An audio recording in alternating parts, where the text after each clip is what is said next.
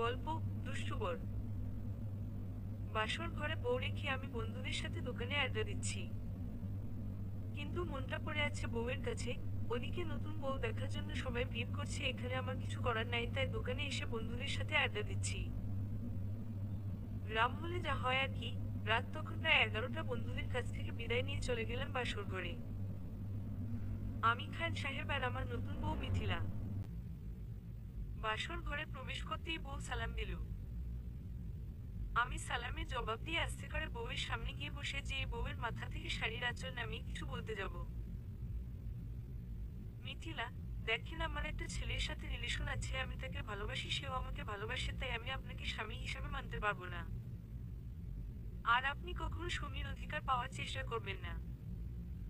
মাথা থেকে ঘুমটা খুলে নতুন বউয়ের মুখ থেকে এমন কথা শুনতে হবে খান সাহেব কখনো ভাবেনি। খান সাহেব, এখানে আমার অপরাধ কোথায়? আমার জীবন ধ্বংস করার তো তোমার কোনো অধিকার নেই। আর এসব কথা বিয়ের আগে বলনি কেন?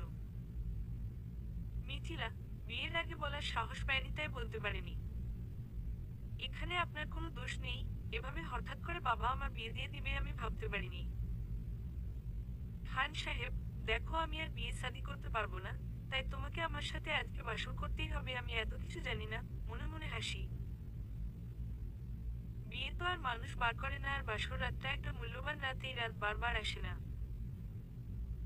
মিথিলা, দেখেন আপনি জোর করে হয়তো আমার দেহ ভোগ করতে পারবেন, কিন্তু আমার মন পাবেন না। খান সাহেব, আমার মনের দরকার নেই, দেহ হলেই হবে। মনে মনে এসে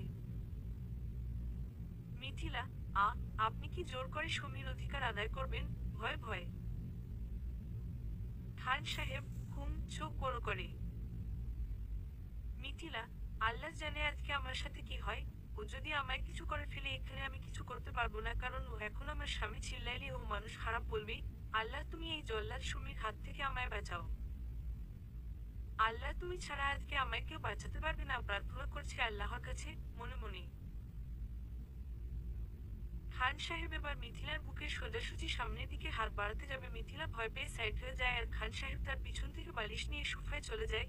মিথিলার পিছনে বালিশ। খান সাহেব সেই বালিশ আনতে যায়। মিথিলাকে ভয় দেখিয়ে খান সাহেবের মনে কোনো খারাপ চিন্তা ভাবনা নেই। দুষ্টুমি হয়তো একটু বেশি করে, কিন্তু তার মনটা অনেক ফ্রেশ।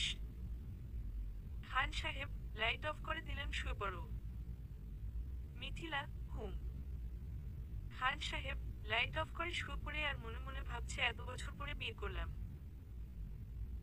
বাসর রাত নিয়ে কত স্বপ্ন দেখলাম, আর বউ কিনা অন্য ছেলের নেশায় আসক্ত। সকাল হলে ঢাকা চলে যাব। ঢাকা গেলে তো আবার মানুষ কত কি বলবে। নতুন বউ আবার, আমার আর 6 দিনের ছুটি আছে, ঢাকা গেলেও মানুষ খারাপ বলবে। এসব ভাবতে ভাবতে খান সাহেব ঘুমিয়ে যায়। মিথিলা, যাক বাঁচা গেল। যতটা খারাপ ভাবছিলাম ততটা খারাপ না। সকালে খান সাহেব গোসল করে। মানুষ যেন বুঝতে না পারে ওদের মধ্যে কিছু হয় নাই। খাওয়া দাওয়া করে বাসা থেকে বের হয়ে যায়, আবার দুপুরে এসে খাওয়া দাওয়া করে চলে যায়। শুধু খাওয়ার সময় হলে বাসায় আসে, এভাবে 2 দিন চলে যায়। তারপর নতুন বউ নিয়ে শ্বশুর বাড়ি যায়। তার একটা শালি আছে, ক্লাস 9-এ পড়ে, দেখতে ও অনেক সুন্দরী, নাম মিম। খান সাহেব, কি করো? মিম, কিছু না, বসে আছি। খান সাহেব, ফ্রি আছো? মিম, হ্যাঁ, কেন দুলাভাই? খান সাহেব, চলো দুজনে কোনো পার্ক থেকে ঘুরে আসি, জমিয়ে প্রেম করবো আর বাদাম খাবো। মিথিলাকে শুনিয়ে মিম ইয়া বড় একটা হাসি দিয়ে চলে গেল। মিথিলা, কি ব্যাপার, আমার এমন লাগছে কেন? আমি তো ওকে ভালোবাসি না, আর আমার তো বিএফ আছে। হয়তো কয়েকদিন কথা হয়নি, তাই বলে এমন লাগার তো কথা না। মনে মনে শালির সাথে মজা করে 3 দিন কাটিয়ে দিল খান সাহেব। 3 দিন থাকার পর শ্বশুর বাড়ি থেকে বিদায় নিয়ে বউ নিয়ে বাড়ি চলে যায় খান সাহেব। তার আর 3 দিন ছুটি আছে, কষ্ট করে এই 3 দিন থাকতে হবে বাড়িতে। রাত তখন 10টা বাজে। খান সাহেব এখনো বাসায় আসেনি খাবার নিয়ে, তার জন্য সবাই অপেক্ষা করছে। খান সাহেবের মা মিথিলাকে বলছে, ওকে একটা ফোন দেও। মিথিলা কল দিয়ে মায়ের হাতে ফোন ধরিয়ে দেয়। মা, কিরে, কই তুই? খান সাহেব, এই তো দোকানের সামনে বসে আছি। মা, এত রাতে তোর দোকানে কি কাজ? এখনই বাসায় তোর জন্য খাবার নিয়ে সবাই অপেক্ষা করছে। খান সাহেব, এখনই আসছি, 1 মিনিট লাগবে। কথা শেষ করতে করতে খান সাহেব চলে আসলো। বাড়ির পাশে দোকানে বন্ধুদের সাথে আড্ডা দিচ্ছিল। মা, সারাদিন কই থাকোচ? শুধু খাওয়ার সময় হলে দেখা যায় প্লেটে ভাত দিচ্ছে। খান সাহেব চুপসে আছে। মা, সারাদিন এখানে সেখানে বন্ধুদের সাথে দোকান পাটে আড্ডা দিচ্ছ, ঘরে কি মন বসে না? খান সাহেব, ঘরে বসে কি খাতা সেলাই করব নাকি? হালকা রাগ দেখিয়ে। মা, কাজ না থাকলে তাই করবি, থালা বাসন মাজবি, খাতা সেলাই করবি। হেসে হেসে, মানুষ দেখি নতুন নতুন বিয়ে করলে সারাদিন বাসায় থাকে, পরিবারকে সময় দেয়, বউকে সময় দেয়, আর তরে সারাদিন দেখাই যায় না। মিথিলা মনে মনে হাসছে। এদিকে খান সাহেবের খাওয়া শেষ।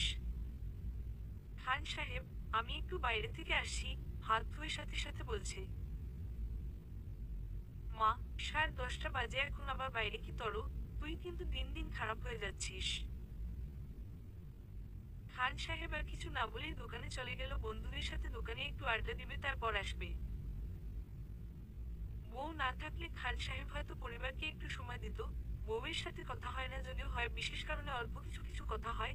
তার কাছে মনে হয় অপরিচিত একটা মেয়ের বাসায়, যার কারণে লজ্জায় বাসায় যেতে পারে না। বিয়ের আগেও কিন্তু খান সাহেব ঢাকা থেকে বাড়ি আসার পরিবারকে সময় দিত, একসাথে বসে খাওয়া দাওয়া করত, সবার সাথেই মজা করত। মিথিলা দরজা বন্ধ করে একলা শুয়ে আছে। রাত তখন প্রায় 11টা, ঘুমায়নি, চোখ বুজে আছে। হঠাৎ খান সাহেব এসে দরজায় নক করলো। মিথিলা দরজা খুলেই। মিথিলা, এত রাতে বাইরে কি করেন ছিলেন? খান সাহেব, তোমাকে কি তার কৈফিয়ত দিতে হবে? খেতা বালিশ রেডি করছে। মিথিলা, কৈফিয়ত দিতে হবে না, তবে আগামীকাল থেকে রাত 10টার পরে আর দরজা খোলা হবে না। খান সাহেব, আমার যখন খুশি তখন আসবো। তোমার সমস্যা হলে দরজা খুলে চাপিয়ে দিয়ে শুয়ে পড়বা। ইয়া খানের মাথায় আর কাজ করছে না। মিথিলা, দরজা বন্ধ না করে আমি ঘুমোতে পারি না, আমার ভয় করে। খান সাহেব, এত কথা না বলে এখন ঘুমাও, রাগ দেখিয়ে। মিথিলা, এভাবে কথা বলেন কেন? একটু সুন্দর করে কথা বলা যায় না? খান সাহেব, তোমার সাথে সুন্দর করে কথা বলে লাভ কি? কয়দিন পর তো চলে যাবে অন্য ছেলের হাত ধরে। মিথিলা, তাই বলে আপনি আমার সাথে এভাবে কথা বলবেন? খান সাহেব, আমি এভাবেই কথা বলি। মিথিলা, আমি জানি আপনি এভাবে কথা বলেন না। আমার উপর রাগ করে আছেন তাই এভাবে কথা বলছেন। আচ্ছা, একটা সত্যি কথা বলবেন?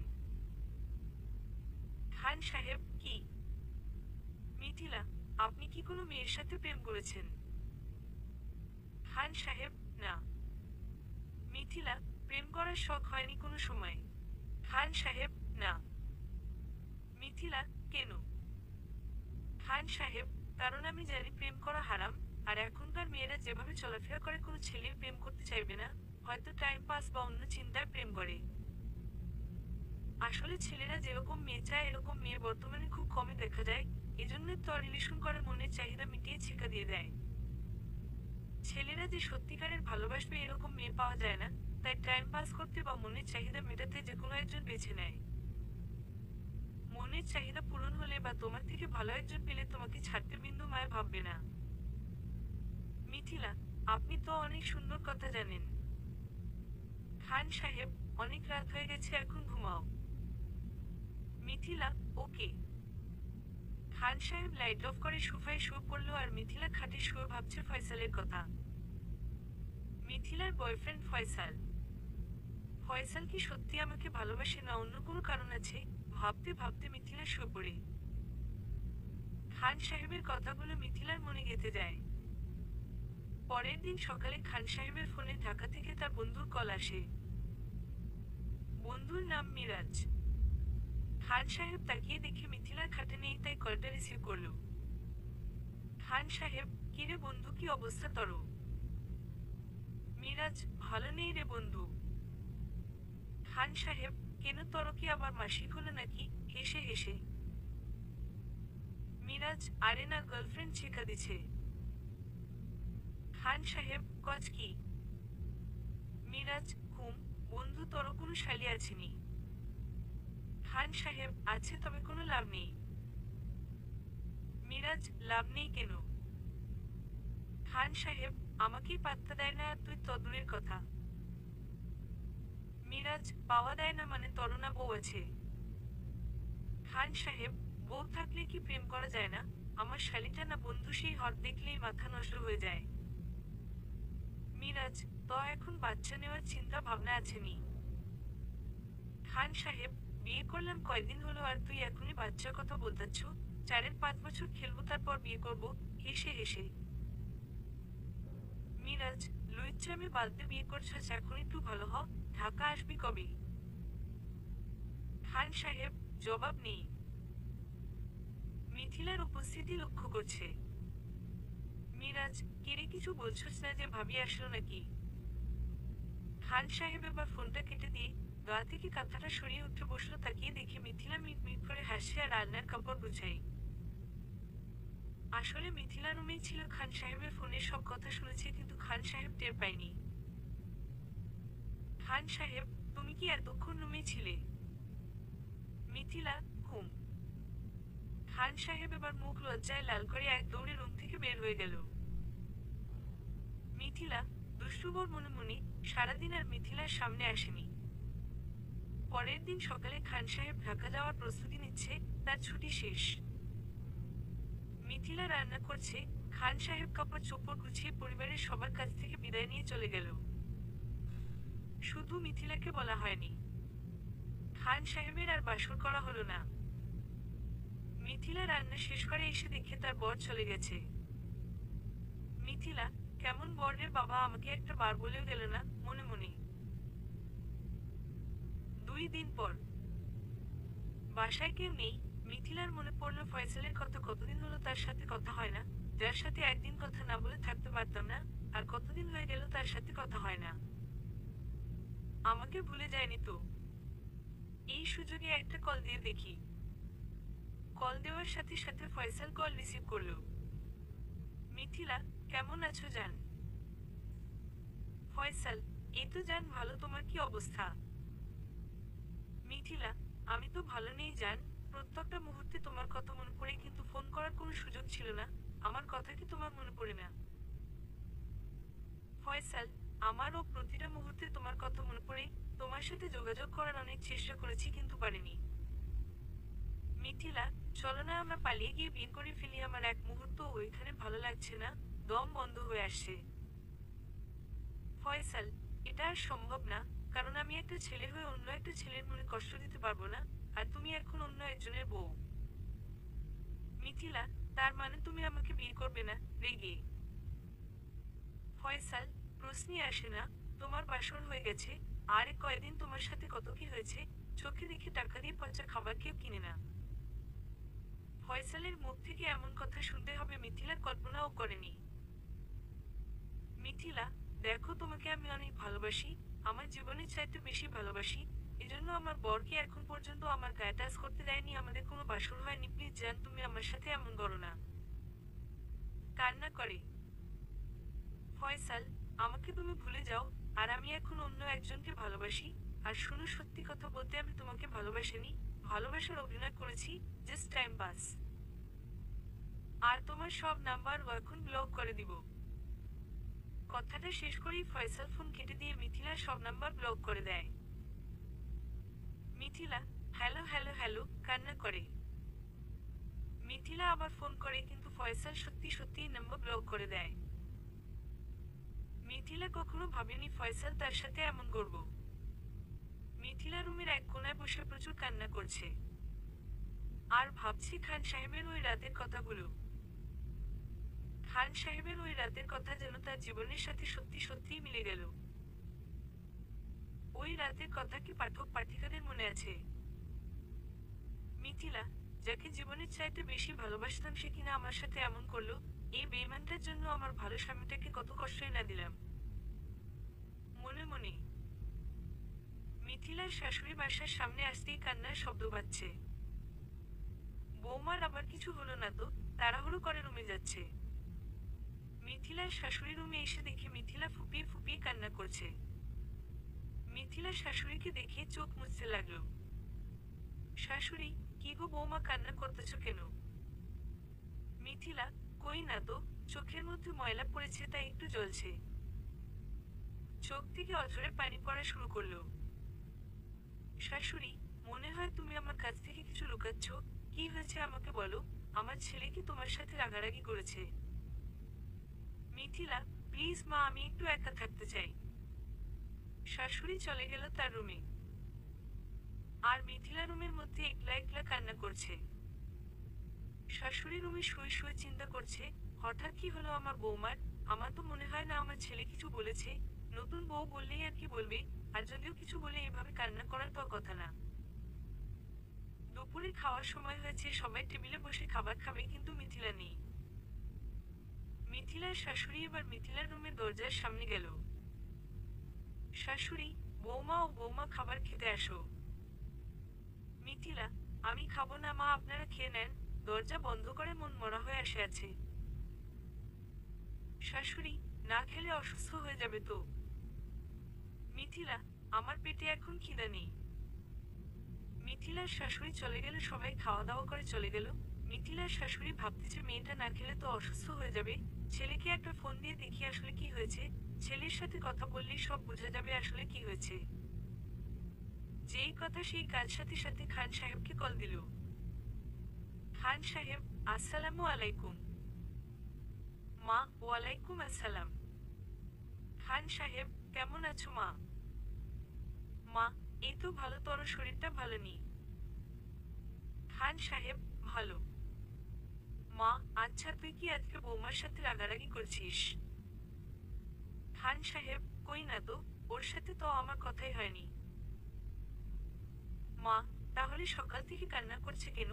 দুপুরে খাওয়ার সময় ডাকলাম, বলল খিদা নেই, দরজা বন্ধ করে বসে আছে। খান সাহেব, তোমার এত দরদ দেখাতে হবে না। খাইলে খাবে, না খাইলে নাই। ওর কথা আর আমাকে কখনো বলবে না, রেগে। মা, নতুন বউ, কি করছে এগুলা? তর কি কোনো আক্কেল নেই? মেয়েটা সকাল থেকে না খেয়ে আছে। খান সাহেব, তো আমি কি করব? মা, বলছিলাম কি তুই একবার কল দিয়ে দেখ না কি হয়েছে। খান সাহেব, আমার অনেক কাজ আছে, এখন কল টল দিতে পারবো না। ওকে নিয়ে তোমার এত চিন্তা করতে হবে না। পেটে খিদা লাগলে দেখবে পাতিলে মাথা দিয়ে খাচ্ছে। মা, কয়দিন হলো বিয়ে করলি আর এখনই এই অবস্থা, তোদের হিসাব আমি বুঝি না, এই বলে ফোন রেখে দিল। কিছুদিন পর। ও মা গো!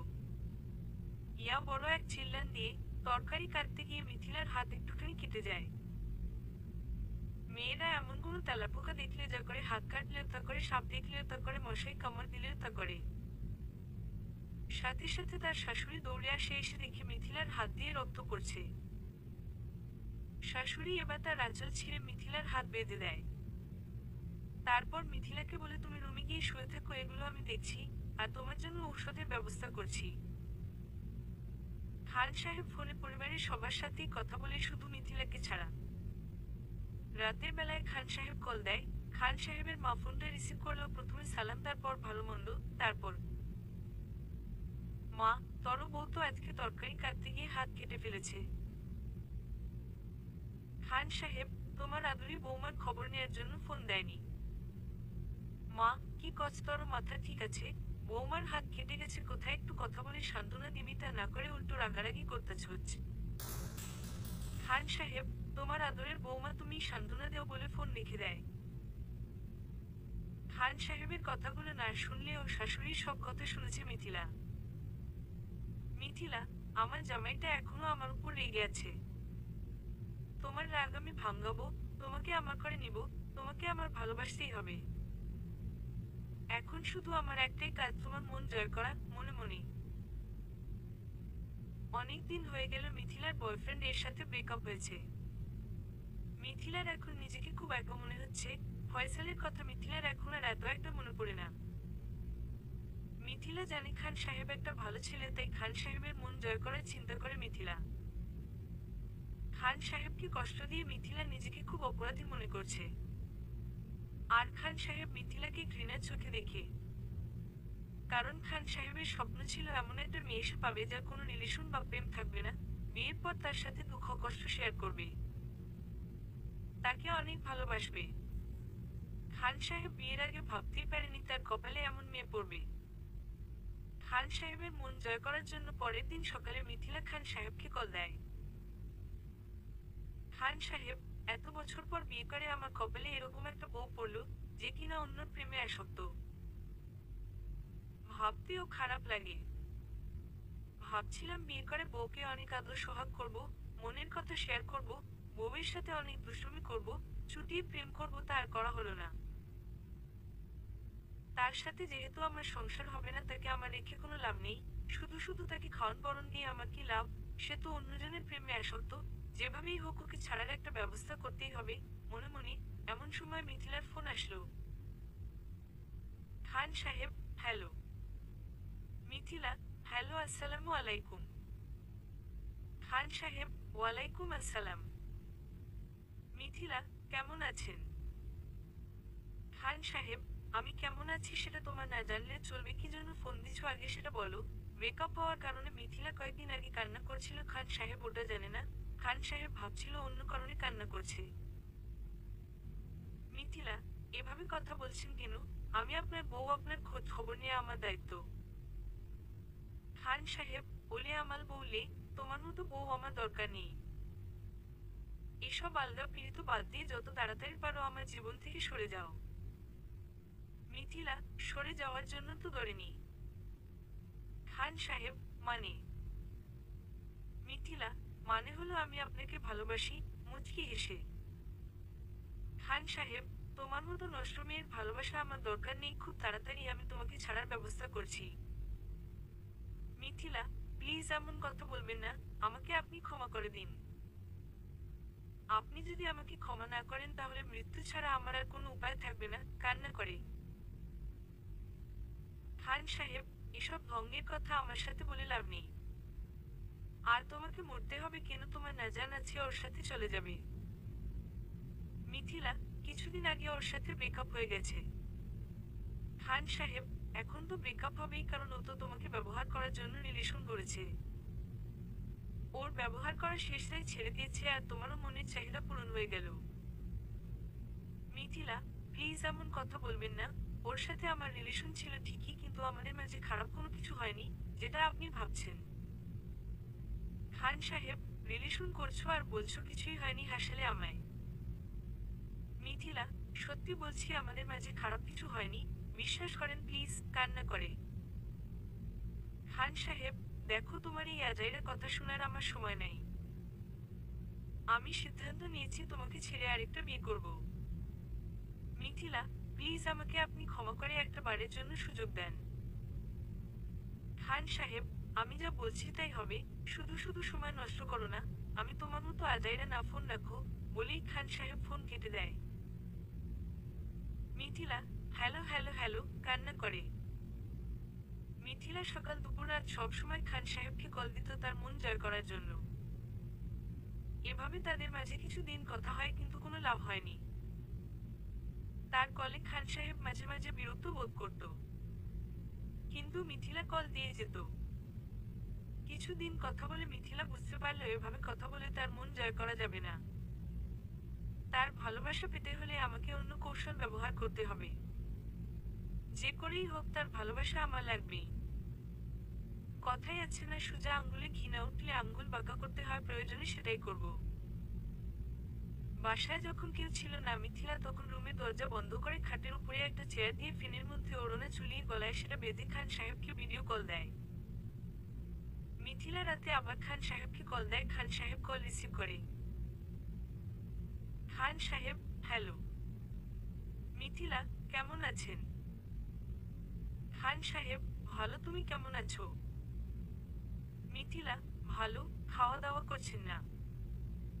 খান সাহেব, না। মিথিলা, কি করছেন? খান সাহেব, বসে আছি।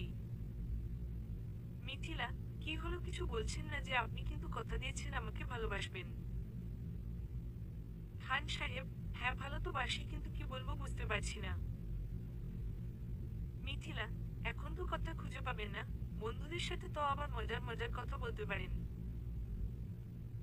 খান সাহেব, তোমার সাথে মজার আলাপ কিভাবে করবো? তোমাকে তো এখনো ভালোই বাসতে পারিনি। হয়তো উপরে উপরে বলছি ভালোবাসি, কিন্তু মন থেকে তো এখনো ভালোবাসা আসেনি, মনে মনে। মিথিলা, কি হলো, কথা বলছেন না যে? বাড়িতে কবে আসবেন? খান সাহেব, এই তো আর কিছুদিন পর। এই সব বলে তাদের মাঝে কথা শেষ হয়। অল্প অল্প করে তাদের মাঝে কিছুদিন কথা হয়। কিন্তু খান সাহেব মিথিলাকে এখনো ভালোবাসেনি। ফোনে কথা বললে মিথিলা যখন কিছু বলে খান সাহেব শুধু ওর দেয়। কেমন আছেন, খাবার খাইছেন, কি করেন, এসব কথা হয়, এর বেশি কথা হয় না। কিছুদিন পর খান সাহেব বাড়িতে যায়। রাতে সবাই একসাথে খাওয়া দাওয়া করে। খান সাহেব আর মিথিলা খাওয়া দাওয়া শেষ করে একসাথে রুমে যায়। খান সাহেব সোফায় ঘুমানোর প্রস্তুতি নিচ্ছে আর মিথিলা তাকিয়ে দেখছে। মিথিলা, কি হলো, আপনি কি এখনো আমাকে ভালোবাসেন না? খান সাহেব, বাসি তো। মিথিলা, মিথ্যা বলছেন আপনি। আপনি যদি আমাকে ভালোবাসতেন তাহলে সোফায় ঘুমানোর কথা চিন্তা করতেন না। খান সাহেব, তাহলে আমি কোথায় ঘুমাবো? মিথিলা, নিকামি করার জায়গা পান না। বিয়ের পর মানুষ কোথায় থাকে? খান সাহেব, কেন খাটে থাকে? মিথিলা, তাহলে খাটে চলে আসেন। খান সাহেব, কি বলতে কি বলে ফেললাম। যাই হোক, খাটে ঘুমানো ছাড়া উপায় নাই। খাটে গিয়ে ঘুমিয়ে পড়ি, মনে মনে। খান সাহেব এবার খাটে গিয়ে ঘুমিয়ে পড়লো, কিন্তু ঘুম আসছে না। ঘুম আসবে বা কি করে, এই প্রথম কোনো মেয়ের সাথে এক খাটে ঘুমাচ্ছে, কিন্তু কোনো কথা হচ্ছে না। মিথিলা খাটের একপাশে মাথা দিয়ে শুয়ে আছে আর খান সাহেব গালে হাত দিয়ে অন্যদিকে মুখ করে শুয়ে আছে। দুজনে দুই দিকে মুখ করে শুয়ে আছে। মিথিলা, আজকে যে করেই হোক তোমার থেকে ভালোবাসা আদায় করব। তোমাকে আজকে আমার ভালোবাসতেই হবে, মনে মনে। মিথিলা এবার মাথাটা ঘুরিয়ে খান সাহেবের সাথে গেছে, তার এক পা খান সাহেবের পায়ের উপরে তুলে দেয় আর এক হাত দিয়ে তার গলায় জড়িয়ে ধরে। কিন্তু খান সাহেবের কোনো রেসপন্স নেই, মনে হচ্ছে ঘুমের ভাব ধরে আছে। মিথিলা এবার তার উপর দিয়ে অপর পাশে চলে যায়। মানে খান সাহেবের মুখ বরাবর। মিথিলা তাকে জড়িয়ে ধরে তার গালে মুখে হাত দিচ্ছে। খান সাহেব ঘুমের ভাব ধরে সবকিছু অনুভব করছে। মিথিলার নাকের নিঃশ্বাস যেন খান সাহেবের যৌন শক্তিকে জাগিয়ে তুলছে। মিথিলা এবার আস্তে করে খান সাহেবের ঠোঁটের সাথে তার ঠোঁট মিশিয়ে আপন মনে কিস করা শুরু করল। খান সাহেব এবার চোখগুলো বড় বড় করে তাকিয়ে রইল। মিথিলা কিস কিরছে, তাই মিথিলার ফেসটাও ভালো করে দেখা যাচ্ছে না। এবার খান সাহেবের যৌন শক্তি জেগে গেল। খান সাহেব এবার মিথিলার সাদা নরম কোমরে হাত দিয়ে জড়িয়ে দুজনেই প্রায় 10 মিনিট কিস করল। খাটের এপাশ থেকে ওপাশ গড়িয়ে গড়িয়ে দুজনে কত কিছুই না করল। সবকিছু বলা তো সম্ভব না, বাকিগুলো না হয় আপনারাই বুঝে নিন।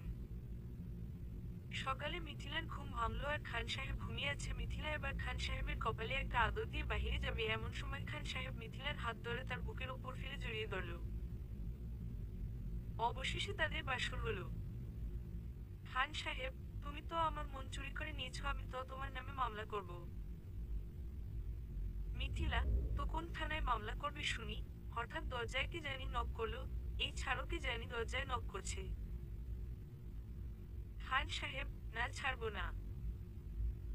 মিথিলা এবার খান সাহেবের হাত ছিটকে বিরাট একটা হাসি দিয়ে চলে গেল। দরজা খুলতেই এক অচেনা মেয়ে মিথিলাকে বলতেছে, তুমি তাইলে খান সাহেবের দ্বিতীয় স্ত্রী? মিথিলা অবাক হয়ে বলল, দ্বিতীয় স্ত্রী মানে? অচেনা মেয়ে বলতেছে, ওমা, তুমি জানো না খান সাহেবের আগের একটা বউ আছে এবং আমি তার সেই প্রথম বউ। কেন, খান সাহেব তোমাকে কিছু বলেনি? মিথিলা চোখ মুখ লাল করে তাকিয়ে আছে, তার মুখ থেকে আর কোনো কথা আসছে না। মিথিলা আর অচেনা মেয়ে দরজায় দাঁড়িয়ে এতক্ষণ কথা বলছিল। মেয়েটি হঠাৎ দেখতে পেল খান সাহেব খাটের মধ্যে শুয়ে মিট মিট করে হাসছে। মেয়েটি মিথিলার সাথে আর কোনো কথা না বলে এক দৌড়ে চলে গেল খান সাহেবের পাশে, গিয়ে খান সাহেবকে জড়িয়ে ধরে গালের মধ্যে একটা পাপ্পু দিয়ে দিল। এদিকে মিথিলা দরজায় দাঁড়িয়ে আছে। মেয়েটি খান সাহেবকে পাপ্পু দেওয়ার পর মিথিলা এই দৃশ্য দেখে সাথে সাথে রুম থেকে চলে গেল। মিথিলা এরকম দৃশ্য দেখার জন্য প্রস্তুত ছিল না। মিথিলা এই মুহূর্তে কি করবে কিছুই বুঝতে পারছে না, তাই সোজা রান্নাঘরের এক কোনায় গিয়ে একলা বসে বসে কান্না করছে। খান সাহেব, একটু বেশিই হয়ে গেল না? আমার বউটাকে এখন কিভাবে সান্ত্বনা দিব? আমার মিষ্টি বউটা রাগ করে চলে গেল। মেয়ে, আরে টেনশন করিস না, একটু পর পরিচয়টা দিলেই ঠিক হয়ে যাবে। খান সাহেব, তারপরেও এরকম করাটা উচিত হয়নি। দেখি সাইটে যা আমার বউটা কি করছে দেখে আসি। মেয়ে, এত ভালোবাসা বউয়ের জন্য, দেখি কয়দিন থাকে, এমন কাজকর্ম সাপও মরবে লাঠিও ভাঙবে না। আসুন এবার তাইলে এই মেয়েটির পরিচয় দেয়া যাক। মেয়েটির নাম ইভা। খান সাহেবের আপন মামাতো বোন। খান সাহেবের মা ইভার সাথে খান সাহেবের বিয়ে দিতে চেয়েছিল, কিন্তু খান সাহেবের বাবার একটা কথার কারণে খান সাহেব ইভাকে বিয়ে করতে চায়নি। খান সাহেবের বাবা বলেছিল, দেখ বাবা, তুই যদি এখানে বিয়ে করিস তাহলে তুই তাদের কাছ থেকে কোনো জামাই আদর বা ভালোবাসা পাবি না। গেলেই বলবে বাগিনা এসেছে। মানুষ শ্বশুর বাড়িতে যে দাম বা সম্মান পায় তুই সেটা পাবি না। খান সাহেব চিন্তা করে দেখলো বাবা যা বলেছে সবই ঠিক আছে, এই কারণে খান সাহেব ইভাকে বিয়ে করেনি। তবে একটা সময় ইভা খান সাহেবকে অনেক সেবা করত। খান সাহেব মামার বাড়ি গেলেই ইভা তাকে খাবার দিত, গোসলের সময় সাবান কাপড় দিয়ে আসতো, তার সাথে অনেক দুষ্টুমি করত। কিন্তু ইভা কোনো সময় খান সাহেবকে বলতে পারেনি যে আমি তোমাকে ভালোবাসি। তবে সবাই জানতো যে ইভার সাথে খান সাহেবের বিয়ে হবে। ইভা খান সাহেবকে অনেক ভালোবাসতো, এখনো বাসে। খান সাহেব মিথিলাকে খুঁজতে খুঁজতে রান্নাঘরে গেল, সেখানে গিয়ে দেখে মিথিলা বাচ্চাদের মতো কান্না করছে। খান সাহেব গিয়ে মিথিলার পিছন থেকে জড়িয়ে ধরে। খান সাহেব, আরে পাগল, ও আমার মামাতো বোন, আজকে সকালেই আসছে বেড়াতে। মিথিলা, তুমি আমাকে টাচ করবে না। খান সাহেবের কাছ থেকে একটু দূরে সরে। খান সাহেব, বিশ্বাস করো, ও শুধু আমার মামাতো বোন, আর কিছুই না। আমরা ছোটবেলায় অনেক দুষ্টুমি করতাম। বিশ্বাস না হলে তুমি মাকে গিয়ে জিজ্ঞেস করো। মিথিলা, তাহলে তোমার গালে যে দিল এইটা, রেগে। খান সাহেব, প্লিজ তুমি কান্না থামাও, আমি সবকিছু খুলে বলছি। মিথিলা, আমাকে আর কিছু বলতে হবে না, তুমি তোমার মামাতো বোনের কাছে যাও। তাদের চিৎকার চেঁচামেচি শুনে খান সাহেবের মা চলে আসলে, সাথে ইভাও আসলো। খান সাহেবের মা, কিরে কি হয়েছে, তোরা চিৎকার চেঁচামেচি করতেছ কেন? কি গো বৌমা, কি হয়েছে, তুমি কান্না করতেছ কেন? আমার ছেলে কি তোমাকে কিছু বলেছে? বলো বৌমা, আমি ওর বিচার করবো। বলেই খান সাহেবের কানে ধরে জোরে মোচড় দিতে শুরু করলো। ইভা, ফুপি ওকে ছেড়ে দিন, আমি সব বলছি। তারপর ইভা সব বলল। মা, ও এই কথা হেসে, থাক বৌমা, ওর কথায় তুমি কিছু মনে করে না। ইভা ছোটবেলা থেকেই অনেক দুষ্টু। সবকিছু শেষ করে রাতে সবাই একসাথে খাওয়া দাওয়া করলো। 3 দিন পর ইভা, মিথিলা, খান সাহেব একসাথে বসে আড্ডা দিচ্ছে। হঠাৎ ইভা বলে উঠল, চলো ভাবি, কালকে আমরা কোথাও থেকে ঘুরে আসি। মিথিলা কিছু বলছে না। ইভা, বুঝতে পারছি তুমি খান সাহেবের সম্মতির অপেক্ষা করছো। আরে ও তো আমাদের সাথে যাবে, না গেলে ওকে মেরে বর্ত বানিয়ে দিবে না। শুধু তুমি যাবে কি না বলো। মিথিলা মাথা নাড়িয়ে সম্মতি দিল। ইভা, কিরে যাবি না? খান সাহেব, হুম। পরের দিন সকালে খান সাহেব, মিথিলা আর ইভা 3জন মিলে ঘুরতে যায়।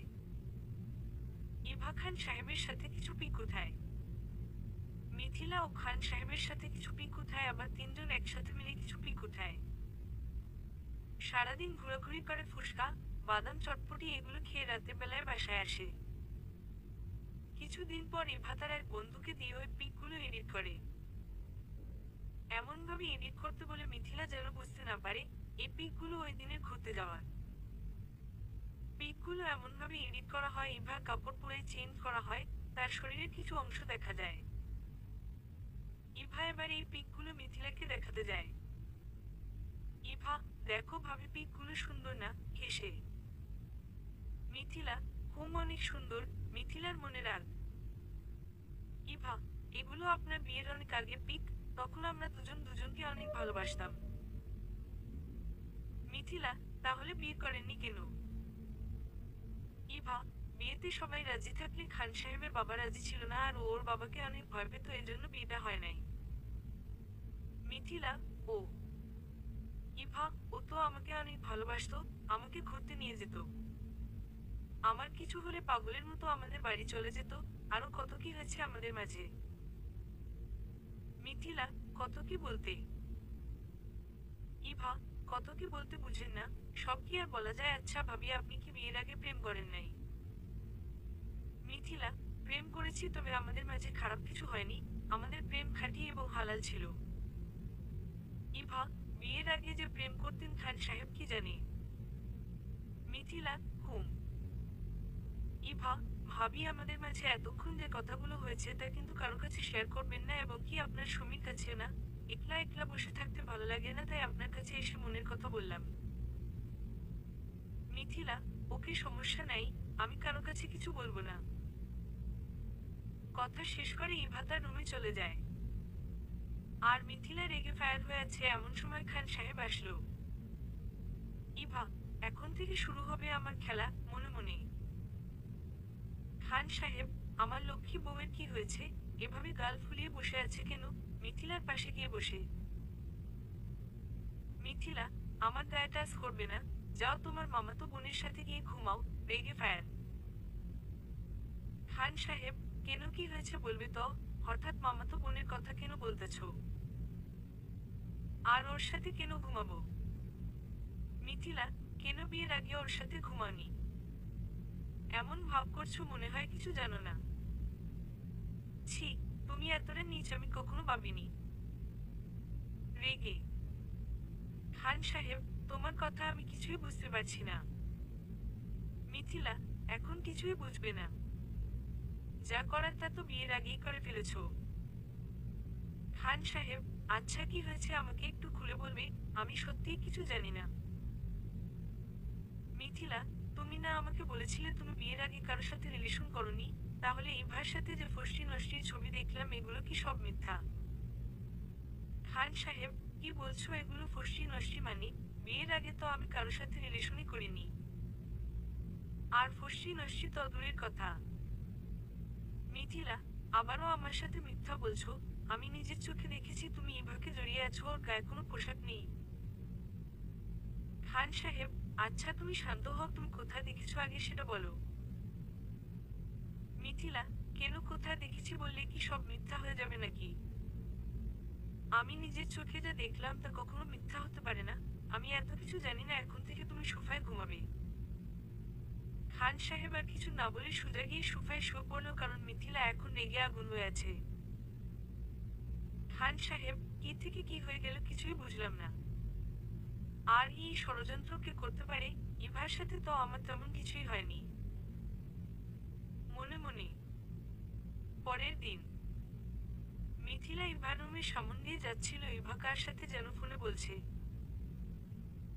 ইভা, বন্ধু, তোর এডিট করাটা না সেই হয়েছে। ভাবি বুঝতেই পারে নাই তুই যে পিকগুলো এডিট করছস। তোকে তো নোবেল দেওয়া দরকার। বন্ধু, এবার মনে হয় আমার প্ল্যান সাকসেসফুল হবে। খান সাহেবকে পেতে হলে আমার যা করা দরকার আমি তাই করব। এমন কাজ করব মিথিলা খান সাহেবকে ছেড়ে যেতে বাধ্য হবে। মিথিলা, আচ্ছা এই হচ্ছে আপনার প্ল্যান, আমার কাছ থেকে আমার স্বামীকে কেড়ে নেবেন? আমি বেঁচে থাকতে তা কখনো হতে দিব না। এখন থেকে খান সাহেবকে আরো বেশি করে ভালোবাসবো। তুমি আমার কাছ থেকে আমার স্বামীকে কিভাবে নেও আমিও দেখে নেব। আমার ভালো স্বামীটাকে এতদিন শুধু শুধু ভুল বুঝলাম, তাকে কত কষ্ট দিলাম, তার সাথে আর কখনো এরকম ব্যবহার করব না, মনে মনে। মিথিলা এবার সোজা চলে গেল খান সাহেবের কাছে। খান সাহেবের কাছে গিয়ে তার পিছন দিয়ে জড়িয়ে ধরল। খান সাহেব, কি হলো, জড়িয়ে ধরলে কেন? গতকাল আমাকে কষ্ট দিয়ে এখন আবার দরদ দেখাতে আসছো? Mithila, I love you. Khan সাহেব, তোমার আই লাভ ইউ তোমার কাছেই রাখো, ছাড়ো বলছি। এত ভালোবাসা আমার দরকার নেই। মিথিলা, সরি সরি সরি, তোমাকে ভুল বুঝেছি, প্লিজ আমাকে ক্ষমা করে দেও, আর এমন হবে না, কথা দিলাম। খান সাহেব, আচ্ছা ছাড়ো, সামনে আসো। মিথিলা, না ছাড়বো না, আগে বলো আমাকে ক্ষমা করেছো। পিছন দিয়ে জড়িয়ে দাঁড়িয়ে আছে। খান সাহেব, আচ্ছা ক্ষমা করে দিলাম, সামনে আসো। মিথিলা এবার সামনে এসে কান ধরে উঠো বসো করছে আর বলছে সরি। খান সাহেব, কান ছাড়বে না, কিন্তু কান ধরে উঠো বসো করলে তো তোমাকে সেই সুন্দর লাগে। এই কথা বলেই খান সাহেব তার ফোন দিয়ে পিক তুলতে লাগলো। মিথিলা, কি ব্যাপার, ছবি তুললে কেন? ছবিগুলো ডিলিট করো বলছি, কান ছেড়ে। খান সাহেব, ছবি ডিলিট করবো, তবে এক শর্ত আছে। তোমার বোন মিমের সাথে আমাকে প্রেম করার সুযোগ দিতে হবে। মিথিলা এবার খান সাহেবের কাছ থেকে ফোনটা নেওয়ার জন্য কাড়াকাড়ি করছে। খান সাহেব এবার ডান হাতে ফোন নিয়ে হাতটা উপরে তুলে ফেললো। মিথিলা লাফাচ্ছে কিন্তু ধরতে পারছে না। তাই মিথিলা এবার তার দুই হাত দিয়ে খান সাহেবের বাম হাতে ধরে জড়িয়ে এক কামড় বসিয়ে দেয়।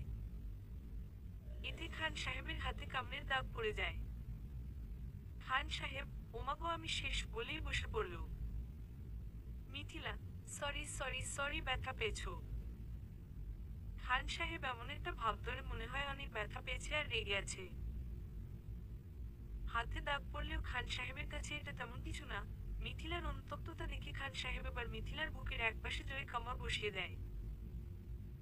মিথিলা, ওমাগো আল্লাহরে আমি শেষ। খান সাহেব, সরি সরি, দেখি কোথায় লেগেছে। দিনের বেলা। মিথিলা, লুইচ্চা, বদমাইশ, হিয়াল কুয়া, বান্দর ইত্যাদি। খান সাহেব, আরে আমি তোমার স্বামী, দেখলে কি হয়েছে? দেখি কতটুকু দাগ পড়েছে, আর এখানে ত্বকে নেই, সমস্যা নেই। মিথিলা এবার খান সাহেবের বুকে ঘুষি মারতে শুরু করে। খান সাহেব দুই হাত দিয়ে জড়িয়ে ধরে মিথিলাকে খাটে ফেলে দেয়। মিথিলা ছুটার জন্য চেষ্টা করেছে। খান সাহেব উপরে আর মিথিলা নিচে। মিথিলার দুই সাইডে দুই হাত। খান সাহেব তার দুই হাত দিয়ে মিথিলার দুই হাতে চাপ দিয়ে ধরে। একজনের ঠোঁট থেকে আরেকজনের ঠোঁটের দূরত্ব 1 ইঞ্চি। বলছে, এবার যদি আবার ওই পাশে কামড় দেয় কি করবে? মিথিলা, ভালো হবে না বলছি। হঠাৎ কারো উপস্থিতি টের পেয়ে দুজনেই উঠে বসে পড়লে সাধারণভাবে। খান সাহেবের মা কি যেন বলতে এসেছিল। দুজনেই সারাদিন অনেক দুষ্টুমি করলো। রাতের বেলা একসাথে খাওয়া দাওয়া করে শুয়ে পড়ল। পরের দিন সকালে মিথিলা সকাল সকাল ঘুম থেকে উঠে সব কাজ শেষ করে রুমে এসে মনের আনন্দে গান গাচ্ছিল আর আলনার কাপড়গুলো বাদ করছে। আলনার কাপড়গুলো সব এলোমেলো হয়ে আছে। মিথিলার গানের শব্দে খান সাহেবের ঘুম ভেঙে যায়। খান সাহেব আস্তে আস্তে ঘুম থেকে উঠে মিথিলার পিছন দিয়ে ঠাসস। মানিক খান সাহেব তার হাত দিয়ে মিথিলার পাছায় এক থাপড় দিয়ে চলে যায়। মিথিলা, ওমাগো বলে পিছনে তাকিয়ে দেখে কেউ নাই। খাটের মধ্যে তাকিয়ে দেখে ওখানে খান সাহেব নেই। মিথিলা, তার মানে এটা আমার দুষ্টুবরের কাজ, মনে মনে। মিথিলা এবার চারদিকে খুঁজছে, কোথাও খান সাহেব নেই। একটু পর সবাই খাবার টেবিলে বসে আছে। খান সাহেব ও আসছে, সবাই একসাথে খেতে বসেছে। মিথিলা একটু পর পর খান সাহেবের দিকে তাকায়। খান সাহেব মনে মনে হাসছে। মিথিলা, সবাই একসাথে খেতে বসেছে তাই কিছু বললাম না। রুমে যাওয়ার পর তোমাকে মজা দেখাচ্ছি, মনে মনে। খান সাহেব, তুমি আমার কিছু করতে পারবে না। খাওয়া শেষ হলেই আমি গো, মনে মনে। মিথিলা, যত খুশি হেসে নাও বাবু, আমার পাছা বাড়ি, একটু পরেই তোমাকে মজা দেখাবো, মনে মনে। খাওয়া দাওয়া শেষ হলে সবাই চলে যায়। এখন শুধু খান সাহেব, মিথিলা আর ইভা আছে। ইভা, তোর সাথে আমার কিছু কথা আছে। খান সাহেব, হে বল, কি বলবি? ইভা, এখানে বলা যাবে না, পার্সোনাল কথা। আমি রুমে যাচ্ছি, তুই খাওয়া শেষ করে একটু আমার রুমে আয়। খান সাহেব, কি এমন পার্সোনাল কথা যে এখানে বলা যাবে না? ইভা, বললাম তো পার্সোনাল কথা, কেন, তোর কোনো সমস্যা? খান সাহেব, না, আমার আবার কি সমস্যা? ইভা খাবার শেষ করে রুমে চলে যায়। মিথিলা তাকিয়ে আছে। খান সাহেব মিথিলাকে ইশারা করা বলে 1 মিনিট আসছে বলে খান সাহেব ইভার রুমে চলে যায়। সেখানে তাদের মাঝে কিছু হয়। এদিকে মিথিলা খাবার টেবিল গুছিয়ে রুমে গিয়ে গাল ফুলিয়ে বসে আছে। খান সাহেব, ইভা যে পার্সোনাল কথা বলে রুমে ডেকে আনলো, বউ মনে হয় রাগ করে আছে। রুমে গিয়ে দেখি আমার মিষ্টি বউটা কি করে। ইভার রুম থেকে বেরিয়ে মনে মনে। খান সাহেব রুমে গিয়ে দেখে বউ গাল ফুলিয়ে বসে আছে, কিছু বলছে না। খান সাহেব, কি ব্যাপার, সকালে পাছায় বাড়ি মেরে দৌড় দিলাম, এখন আবার ইভার রুম থেকে আসলাম। কোথায় কিছু জিজ্ঞেস করবে, ও তো দেখি কিছুই বলছে না। আমি তো ভাবছিলাম আমার কপালে আজকে মায়ের আছে, এখন দেখি কিছুই করছে না। মনে মনে খান সাহেব এবার গান বলা শুরু করলো। আমার কচি গাছে দুইটা লাউ ধরেছে, খাওয়ার মানুষ নাই রে বন্ধু, বিদেশে আছে। মিথিলা, ইভা তোমাকে কি বলার জন্য ডাকছে, নরম সুরে। খান সাহেব রাতে ওর সাথে থাকতে বলল। মিথিলা, হাসবে না বলে দিলাম, আমি কিন্তু সিরিয়াসলি বলছি। খান সাহেব, ইভার কথায় যা বুঝলাম তাতে মনে হলো ও আমাদের সম্পর্ক নষ্ট করতে চাচ্ছে। তুমি বিয়ের আগে রিলেশন করছো আর কত কি আমি ওর কথায় কান দেয় নাই। তুমি টেনশন করো না, তুমি আমার পাশে থাকলে ও আমাদের সম্পর্ক নষ্ট করতে পারবে না। ইভা যে তারা খান সাহেবের ছবি এডিট করে মিথিলাকে দেখাচ্ছিল অতীতের ওই সব কথা মিথিলা এখন সাহেবকে খুলে বলল। খান সাহেব আর কোনো কথা না বলে সোজা ইভার রুমে চলে যায় মাথা গরম করে। মিথিলা, এই দাঁড়াও বলছি, এখন কিছু করার দরকার নেই। খান সাহেব তার কোনো কথা না শুনে ইভার রুমে গিয়ে ঠাসাস ঠাসাস ইভার গালে চড় মেরে বসে। খান সাহেব, ছি, ইভা ছি, তুই এতটা নীচ। আমাকে পাওয়ার লোভে তুই এতটা নিচে নামবি আমি ভাবতে পারিনি। তুই আমার সংসার ভাঙার জন্য এত জঘন্য একটা কাজ করতে পারলি, তোকে অনেক ভালো মনে করতাম। চিল্লিয়ে রেগে খান সাহেবের চেঁচামেচিতে তার মাও চলে আসলো, সাথে মিথিলাও চলে আসলো। মা, কিরে তুই একে মারছিস কেন? খান সাহেব, মা তুমি জানো না ও কি করেছে, শুনলে তুমিও কষ্ট পাবে। মা, কি হয়েছে বলবি তো? খান সাহেব, তুই এখনই আমাদের বাসা থেকে চলে যাবি, আমি যেন আর কখনো তোর এই মুখ না দেখি। কারো কথা শুনছে না। মা, থামো বাবা, এমন করিস না, ও না হয় একটা ভুল করেই ফেলেছে। মিথিলা, থাক, এবারের মতো মাফ করে দাও, বাড়ি থেকে তাড়ানোর দরকার নেই।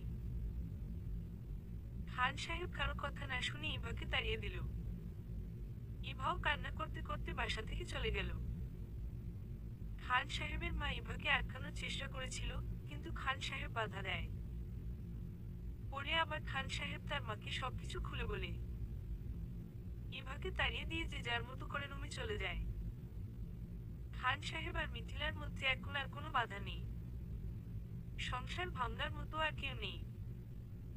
পরের দিন সকালে খান সাহেব তার কাপড় গুছিয়ে পরিবারের কাছ থেকে বিদায় নিয়ে ঢাকা চলে যায়। খান সাহেব আর মিথিলার মধ্যে দৈনিক ৩-৪ ঘন্টা রসের আলাপ হয়। এভাবেই চলছে তাদের খুনসুটির ভালোবাসার জীবন। তারা দুজন এখন অনেক হ্যাপি। সমাপ্ত।